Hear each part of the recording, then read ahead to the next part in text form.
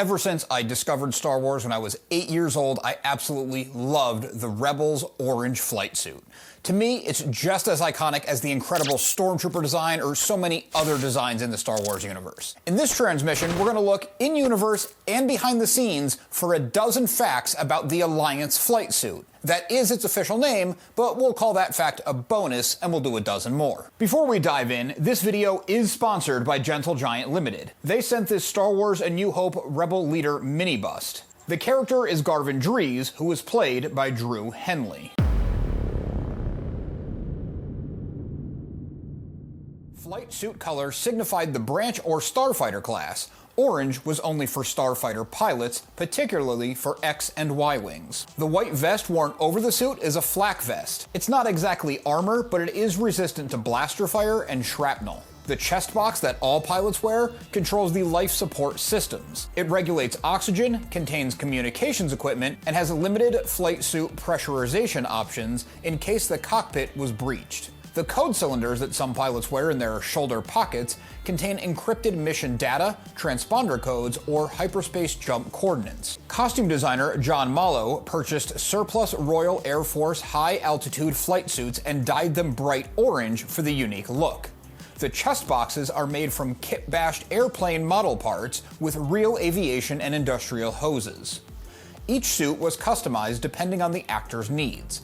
Not only were they custom fit, but some boxes had different detailing. One example is Mark Hamill's flight suit that was given more flexible hose attachments to allow for better mobility for his in-cockpit scenes, especially since he would be getting so many of them. The Rebel helmets were primarily vacuum-formed plastic. This was done for lightness. Each helmet was then hand-painted and customized to give each character individuality. Along with the systems we already covered, the chest box had overrides to trigger cockpit ejection systems if the ship was too badly damaged. Some of the background flight suits, especially in The Empire Strikes Back, were rented from UK prop houses. They were most often racing suits with a little bit of added Rebel flair that could be taken off for the suit's return. George Lucas personally chose the orange color and insisted on it. The color pops visually against the backdrops used for space, and it's a contrast to the muted colors of the Empire. The flight suits were originally white, like a real-world NASA uniform. It caused issues with exposure and contrast on the cameras, making the in-cockpit scenes messy. They were then changed to this orange for better visual balance and practicality. This Gentle Giant Limited exclusive features one of the heroes of the Battle of Yavin. Garven Dreis led Red Squadron in the attack on the first Death Star. Though he was shot down by Darth Vader, he lives on as this newest 1/6 scale mini bust from Gentle Giant Limited.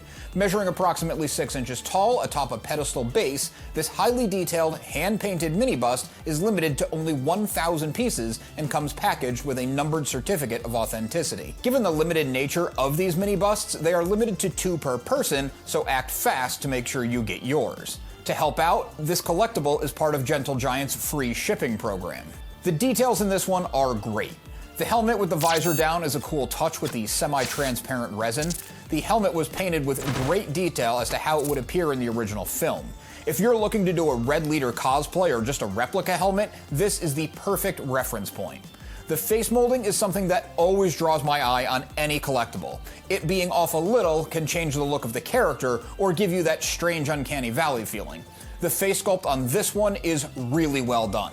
What would be the flight suit fabric is the same resin as the rest of the statue, but the texture, folds, and stitching detail really sell it as a fabric, even from close up. The pedestal base it has gives it a solid amount of heft. It's not going to weigh down any shelf, even a floating shelf on your wall, but it's also not going to fall off if your subwoofer goes too loud or your cats are jumping around. I want to extend a major thank you to Gentle Giant Limited for sending this one over so I could unbox it, review it, display it, and share it with all of you. Check out gentlegiantltd.com/star-wars for this mini bust and many other unique Star Wars products. I have a link directly to the bust in the description for your convenience. It is not an affiliate link, I'm just trying to make things easier for you to grow your collection. Check out this video next for more on Garven Dreis, leader of Red Squadron.